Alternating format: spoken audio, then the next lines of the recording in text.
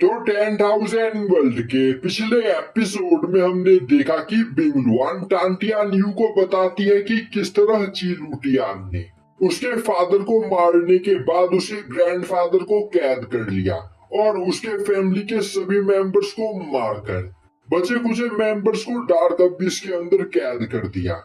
और आज वह इस जगह पर ची लुटियान से बदला लेने के लिए आई है। अब यह सुनते ही टांटियान यू बोलती है ची लुटियान बहुत ही ज्यादा पावरफुल है, तो बिंगलुआन अगर तुम्हें मेरी मदद चाहिए तो तुम बिना हिचकिचाए मुझसे मदद मांग सकती हो। पर बिंगलुआन बोलती है यह उसके मून गॉड फैमिली का मैटर है, तो वह इससे यहाँ पर खुद ही निपटना चाहती है। यह सुनते ही टांटियान यू बोलती है तुम्हें यहाँ पर जो करना है वह करो, तब तक इस जगह पर कैद तुम्हारे मून गॉड फैमिली के मेंबर्स को मैं आजाद करवाती हूँ। वैसे इस जगह पर मेरे अलावा भी कुछ लोग हैं जो तुम्हारी मदद करना चाहते हैं। यह बोलते हुए टांटियान यू एक और देखती है और अब हमें दिखाया जाता है कि एक दीवार के पीछे से चिपकर लिनफेंग और साउटियान उन दोनों को देख रहे होते हैं। और अब साउटियान बोलता है मास्टर आपको क्या लगता है आखिर सिस्टर टांटियान यू और बिंगलुआन हमें बिना बताए इस जगह पर क्यों आए हैं? आखिर यह हमारी मदद लेना क्यों नहीं चाहते हैं? कहीं सीनियर सिस्टर बिंगलुआन को कोई स्पेशल ट्रेनिंग तो नहीं दे रही है?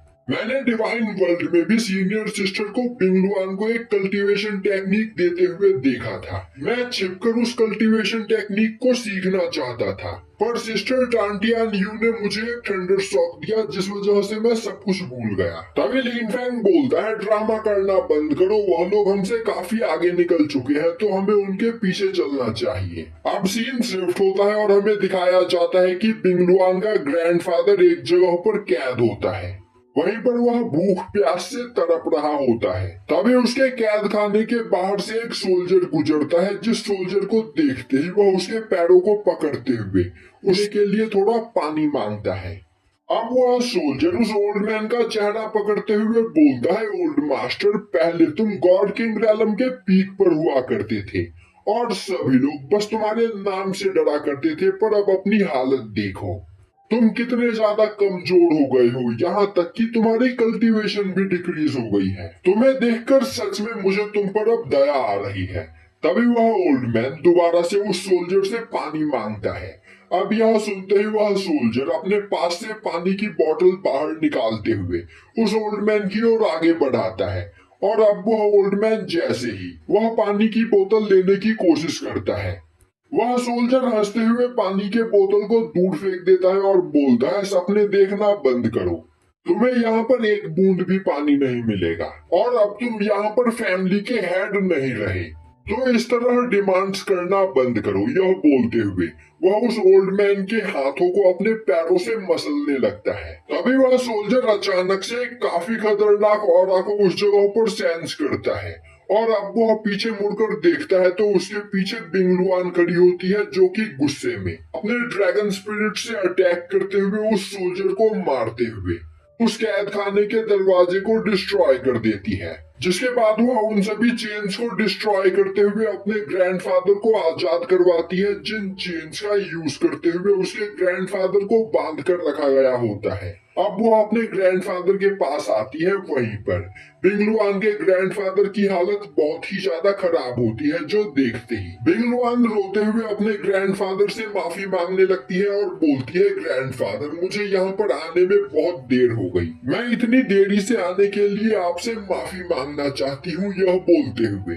वो अपने ग्रैंडफादर को वहाँ पर खड़ा करती है, पर उसके ग्रैंडफादर की हालत इतनी ज्यादा खराब होती है कि वह ठीक से वहाँ पर खड़े भी नहीं हो पा रहे होते हैं, जो देखते ही बिंगलुआन अपने पास से एक मेडिसिन की बोतल को बाहर निकालते हुए वह मेडिसिन अपने ग्रैंडफादर को देती है और अब उस स्पिरिचुअल मेडिसिन को पीते ही बिंगलुआन के ग्रैंडफादर की सभी इंजरीज वहां पर हील हो जाती है, साथ ही साथ उनकी स्पिरिचुअल एनर्जी भी धीरे धीरे रिकवर होने लगती है।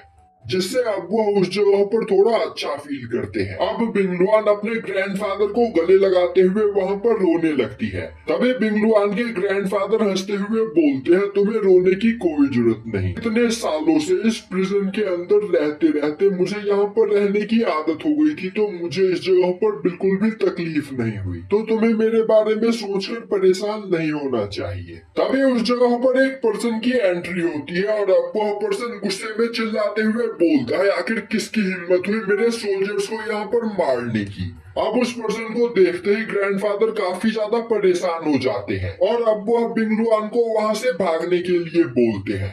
अब बिंगलुआन को देखते ही वह पर्सन उसे पहचान जाता है और बोलता है, सुलिनर, क्या यह तुम हो?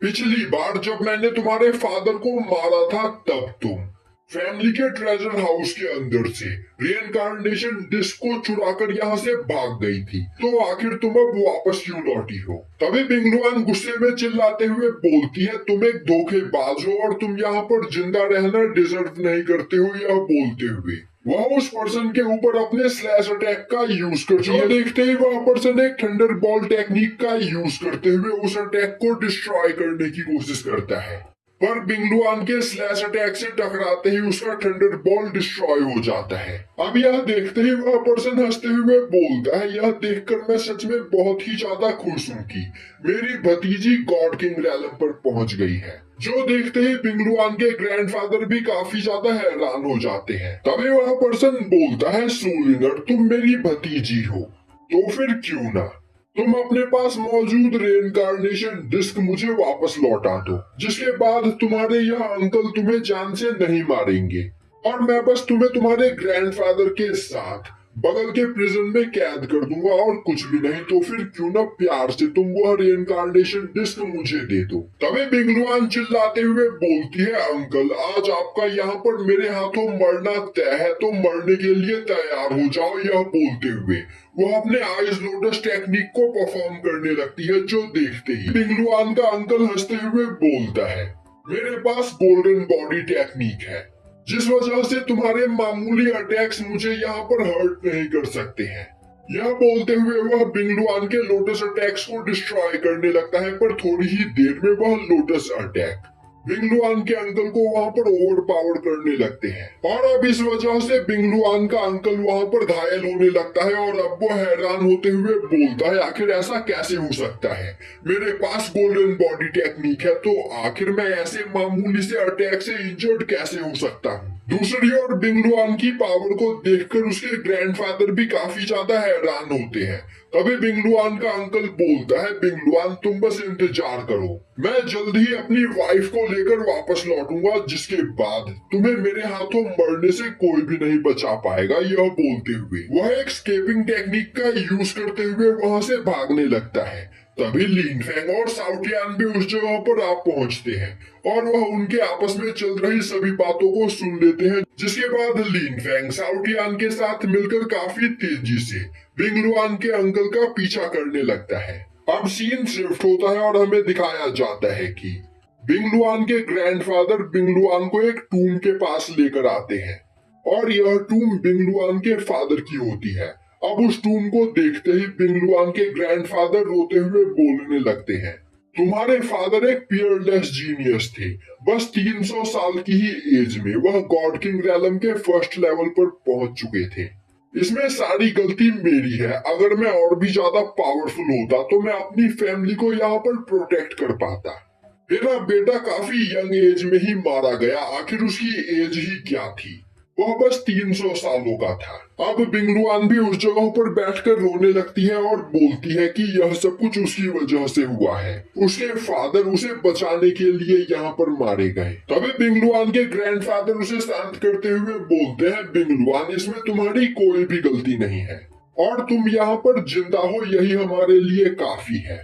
तभी उस जगह पर एक पोर्टल खुलता है और अब उस पोर्टल के अंदर से टांटियान यू मून गॉड फैमिली के कई सारे मेंबर्स को लेकर बाहर निकलती है और मून गॉड फैमिली के यह सभी मेंबर्स अब तक कैद खाने में कैद थे, जिन्हें टांटियान यू ने अब आजाद करवा दिया होता है।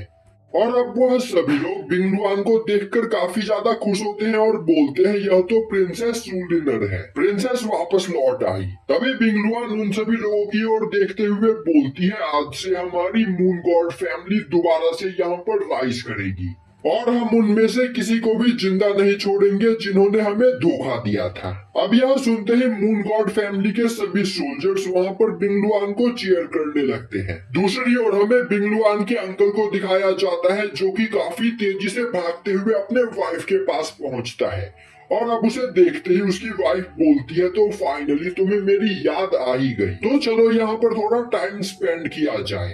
पर तभी बिंगलुआन का अंकल देखता है कि उसकी वाइफ किसी दूसरे आदमी के साथ वहाँ पर रोमांस कर रही होती है, जो देखते ही वह वहाँ पर चुप हो जाता है। तभी उसकी वाइफ बोलती है आखिर तुम बेवकूफों की तरह खड़े क्यों हो, मुझे बताओ कि आखिर तुम इस जगह पर किस काम के लिए आए थे। अब बिंगलुआन का अंकल अपनी वाइफ को बताता है कि मून गॉड फैमिली के जिन लोगों को आज तक उन्होंने कैद करके रख रखा था वह सभी लोग कैद खाने से आजाद हो गए हैं।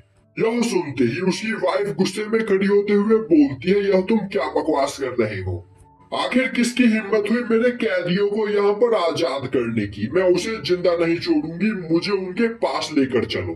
तभी लिनफेंग चिल्लाते हुए बोलता है तुम्हें उनके पास जाने की कोई जरूरत नहीं क्योंकि मैं खुद तुम्हारे पास आ गया हूँ। यह बोलते हुए वह एक सोल्जर को मारते हुए कमरे के अंदर फेंकता है और अब वह साउटियान के साथ उस कमरे के अंदर एंटर होता है और यहीं पर यह एपिसोड खत्म हो जाता है।